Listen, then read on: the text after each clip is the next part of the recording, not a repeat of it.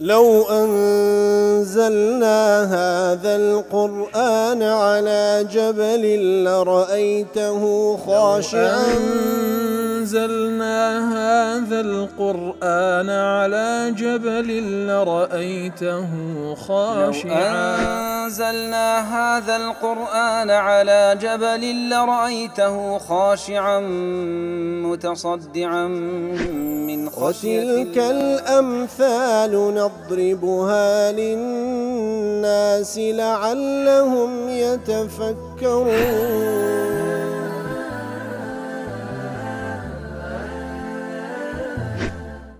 الحمد لله والصلاة والسلام على رسول الله وعلى آله وصحبه ومن والاه. السلام عليكم ورحمة الله.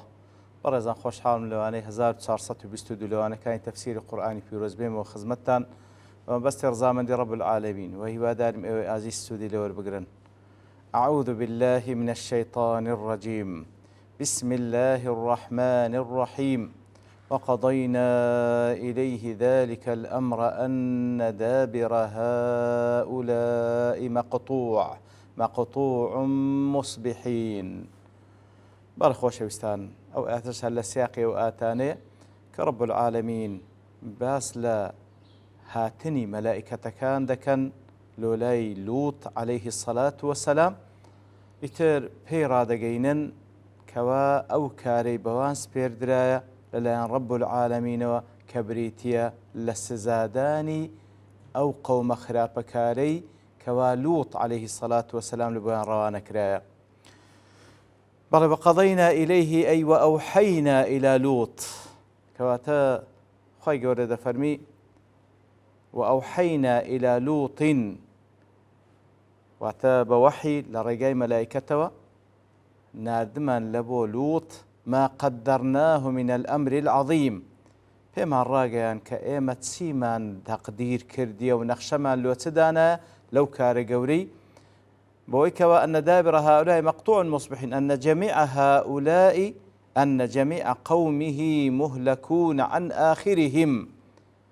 کەواتە لە ڕێگای ئەو مەلایکەتانەوە خوای گەورە دەفەرمی بە لووطمان ڕاگەیان بەو کارە گەورەی کەوا ئێمە بڕیارمان لەسەردایە کە ئەویش بریتە لەوەی کە هەموو قەومەکەی کە خەریکی خراپەکارین بڕیارماندا هەموویان لەناو ببەین هەلاکە استئصال بە شێوەیەک لە ڕەگ و ڕیشاڵەوە دەریان بینین.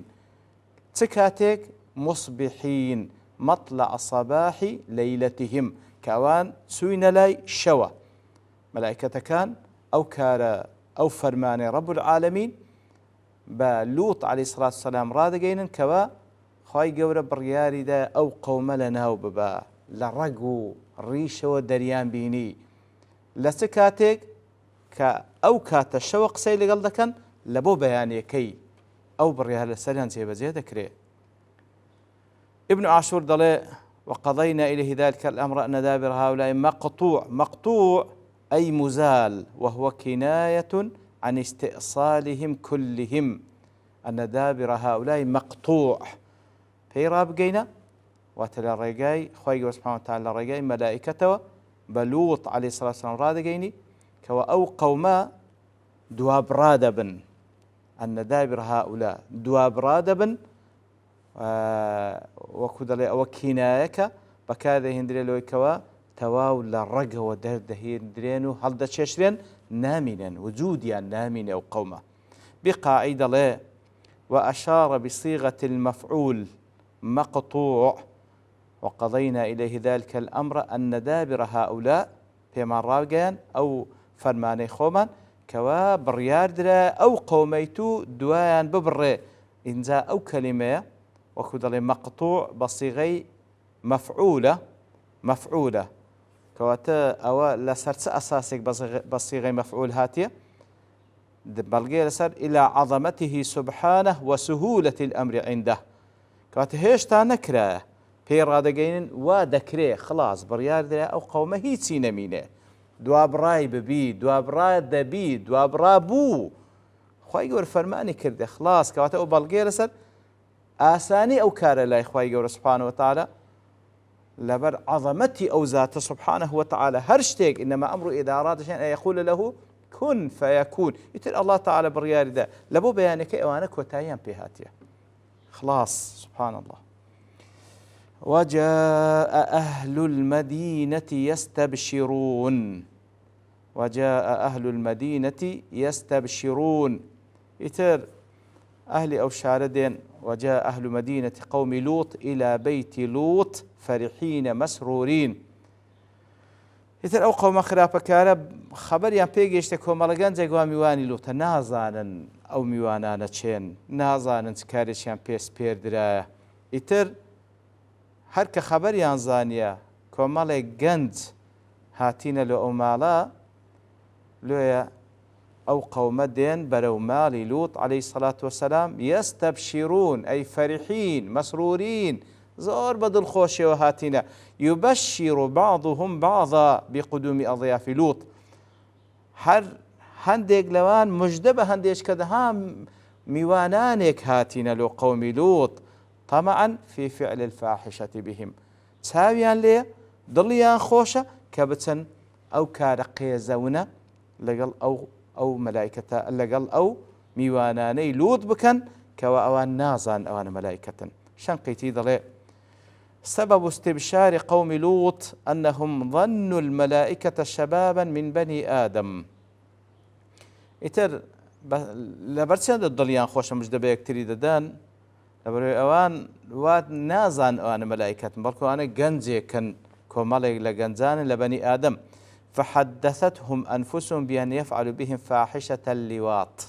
لو يضليان خوش أو كومالي جنزة هاتينا أوان يجلسن أو كارقيزونا لقل أوان أنزام ددن. خازن دلي وذلك أن لخازن دهاتي وذلك أن الملائكة لما نزلوا على لوط كاتك وملائكة كانت تسون لوط عليه الصلاة والسلام ظهر أمرهم في المدينة أو باسا بو باسو خوازنا مدينة كوا ميواني هاتية. وقيل إن امرأته أخبرتهم بذلك. قلت لا لشي خبرك ينزاني كوا لوط ميواني هاتية خيزانكي لوط كوا بباور بو خبر يعني بيدابو. وكانوا شبانا مردا في غاية الحسن أو كومالا جنزاش طبعا ملائكة أو لسرشيوي كومالا جنز هاتينا كومالا جنزي ريكوبيكو جوان وأو بري ريكوبيكن لنهاية جمال وكدله. فجاء قوم لوط إلى داره طمعا منهم في فعل الفاحشة. الأوان لسر أساس بدل خوشيو دين كوا أو كارقيزونا لقليان أنزام بدن. ابن عاشور ضل فيه التعبير بصيغة المضارع. خاي يقول فرمي أوانا هاتم وجاء أهل المدينة يستبشرون بصيغة فعل مضارعة لإفادة التجدد. فعل مضارع اشتدا تجدد نيوبينو وتا هر زار لدواي زار مجدبه يكتري ددن مبالغة في الفرح ورزور دل خوشن بهاتني أو ميوانانا لبوي كوا كارقيزونكي لقل أنزام بدن. بل قال إن هؤلاء ضيفي فلا تفضحون. سبحان الله. كواتوا قومكي لوط هاتن درجان للوط قرتس. لوط عليه الصلاة والسلام بيان فرمي إن هؤلاء الذين تريدون فعل الفاحشة بهم ضيوفي. أواني أنقو هاتين كذا تانوي أو كارقيزونان لقل أنزام بدن الميواني منن. وحق على الرجل إكرام ضيوفه. حق لسر هر بياوي كميواني هاد ريز لميوانا كان ابني. فلا تفضحوني في ضيوفي.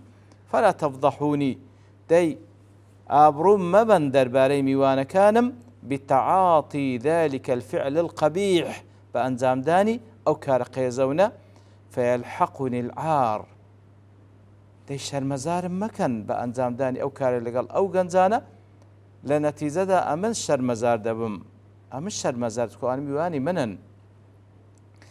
أبو حيان ضلي والظاهر أن هذا المجيء ومحاورته مع قومه في حق أضيافه وظاهرا وابيد سيدله هاتني أو قومه وهلوها أو قفتقوا لنيوان لوط عليه الصلاة والسلام لقل قومك دربان ميوانا كاني وعرضه بناته عليهم وكل آتك عند دوات رجده كاتكوا دایانبینی ناگەڕێنەوە ئیتر اقتراحەوەی دەکا لەگەڵ کچەکانم وەکو دەین ئینشاءڵڵا باس دەکەن مەبەستەکە لەوێش چییە؟ كل ذلك كان ذلك كله قبل إعلامه بهلاك قومه. ئیتر ئەو گفتوگۆیە لە نێوان لوط عەلەیهی سڵات وسەلام لەگەڵ قەومەکەی ئەوە هەمووی پێشی ئەوەی بووە کەوا پێی ڕابگەینن کە ئەوان مەلایکەتن و هاتینە لە بۆی ئەو قەومە لەناو بن و هەروەها نەیزانی ئەوانە بەو کارە هاتینە. ولذلك سماهم ضيفانا خوف الفضيحة.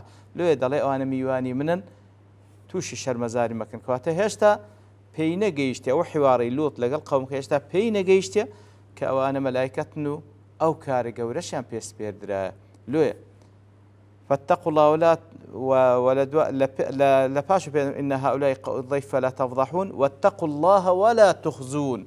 واتقوا الله ولا تخزون أي وخافوا الله أن يحل بكم عذابه. لا الله تعالى بترسين كواسزاي بتسرتان ولا تذلوني وتهينوني بالتعرض لضيوفي بمكروه. قلت لأخوي بترسين وأمنيش توش شرمزاري ما كان بوي كوادز دريجي لبو سرميوانا كاني من مكان. ومن ذهب إلى أن الخزي هنا بمعنى الذل والإهانة أو زانانيك أو هان لقديتها ولا تخزون أو خزية بمعنى زليلي وإهانة دي شرمزاري مكان توشي أو حالة زليلية مكان أوانك وهان لقداته ابن جرير ابن عاشور الشنقيطي. ومن ذهب إلى أنه بمعنى الخجل هندش لزانان أو هان لقدانه ولا تخزون واتا توشي شرمو توشي شرمزاري مكان بغوي أو هاي لقداته. وقرطبيش دل يجوز أن يكون من الخزي وهو الذل والهوان ويجوز أن يكون من الخزايا وهو الحياء والخجل. كواتا يان لخزي هاتي يان لخزاي هاتي. خزي بمعنى زليلي رسوائي خزايج بمعنى شرم وحياء كواتا احتمالي أوها لوي هاتي احتمالي وش بهر حال داوای لە قەومەکەی دەکا کە لە خوای بترسە ئەمیش تووشی حاڵەتی شەرمەزاری مەکەن. ئەوان لە وەڵامدا دەڵێن قالوا أولم ننهك عن العالمين. واتە قەومەکەی بە لوط دەڵێن أولم ننهك يا لوط عن ضيافة أحد من الناس. ئەدی ئێمە ئەتومان ئاگادار نەکردیتەوە قەدەغەمان نەکردیە لە تو نابی میوانداری هیچ کەسێک بکەی. فنحن قد أنذرناك ومن أنذر فقد أعذر. تر ئێمە ئاگادارمان کردی و هەر کەسێکیش کەسێک ئاگادار بکاتەوە عوزری هەیە واتە تو تاوانباریکەوە بەبێ ئیزنی ئێمە میوانان ڕادەگری. لێرەدا لوط عەلەیهی سەڵات وەسەلام دەفەرمێت قال هؤلاء بناتي إن كنتم فاعلين. واتە لوط عەلەیهی سەڵات وەسەلام بە قەومەکەی دەفەرمی تزوجوا من نسائكم. تەماشاکە زانان کونی لێکدایتەوە هؤلاء بنات إن كنتم فاعلين. دەڵێ تزوجوا من نسائكم بڕۆن زەواز لەگەڵ ئافرەتانتان بکەن. ولا تفعلوا ما حرم الله عليكم من إتيان الذكور. کارێکی وا مەکەن بسن حرامێک ئەنجام بدەن بۆی کەوا دەچن لەگەڵ پیاوان نێربازی دەکەن. ئەگەر هەر مەبەستانە إن كنتم فاعلين شەهوەتتان تێکەن بڕۆن لە ڕێگای خێزانەکانتان نەک لە ڕێگای ئەوەی کەوا لەگەڵ پیاوان أو كار قيزون أنزام بدن. ذهب بعض المفسرين إلى أن المراد ببنات نساء أمتي كواتا لوي أو هالك دايتو تزوجوا من نسائكم. الذي لو نسائكم ليربا بناتياتي ضلي بناتي ليربا معناه نساء أمتي برون لآفرتان أمتكم زواز لقال أوان بكن لكون النبي بمنزلة الأب لقومه. لو دفرمي بناتي ما بستشي آفرتاني أو شارو ديهاتي لبروي پیغمبر عليهم الصلاة والسلام هر پیغمبرك لمنزلته لجيغاي وكو باوك لبو قومكي ولبو أمتكي يتبرون كسكاني من كوا آفرتكان لنا أمتي زواز لقال أوان بكن كواتما بستي نسائي أمتكي. ومن ذهب إلى ذلك في الجملة أواني أو زاناني كبيان والي بناتي بمعنى أودي وكو ابن جرير وزجاج وزمخشري وابن عربي وابن كثير وكو لسلفيش قتادة شرواد فرمي. وقيل المراد بهن بنات لوط عليه الصلاة والسلام. هندش زنا هل ما بس كسكاني خويبو فعرض على قوم التزوج بهن إن أسلموا. مەبەستەوە کچەکانی من بخوازن ئەگەر مسلمان دەبن دەی ئەم کچەکانی خۆم دەبەنگۆ زەواجیان لەگەڵ بکەن ئەویش وەکو بەغەوی و خازن وا دەڵێ وفي معنى إن كنتم فاعلين إن كنتم فاعلين دلت سم قولش لسرة إن كنتم فاعلين ما آمركم به أجر أنجو أو كارد كان كأم فرمان تنبيه كان وكي ابن جرير الباغوي وهندش كذا إن كنتم مريدين لهذا الشأن هندش أو هالك دنو أجر هل ما بستان قضاء شهوته أو يكوا لأن شهوة خوتان تير بكن لو حاطب فعليكم التزوج الزواج بكن لقال آفرتان وكو زجاج واحده الشوكاين دلي وقيل هذا شك في قبولهم لقوله كانوا قالوا إن فعلتم ما أقول لكم وما أظنكم تفعلون هندش دلنا إن كنتم فاعلين أجر قبولتان قولي من رأي من كقمانش ما قبولنا كان يترزو مخشري أبو حيان وآلوسي أو هاي ليك ددنا يتر بوش شوي قفتقوي نيوان لوط عليه الصلاة والسلام لقال قومكي ديار آتكاين تواتريش تكمله وقضية بلام لبر توابوني كاد دوستين ببشتوان الله تعالى لواني داتو دين وخزمتي آتكان وصلى الله وسلم على نبينا محمد وعلى آله وصحبه أجمعين وآخر دعوانا الحمد لله رب العالمين لو أنزلنا هذا القرآن على جبل لرأيته خاشعا أنزلنا هذا القرآن على جبل لرأيته خاشعا أنزلنا هذا القرآن على جبل لرأيته خاشعا متصدعا من خشية وتلك الأمثال نضربها للناس لعلهم يتفكرون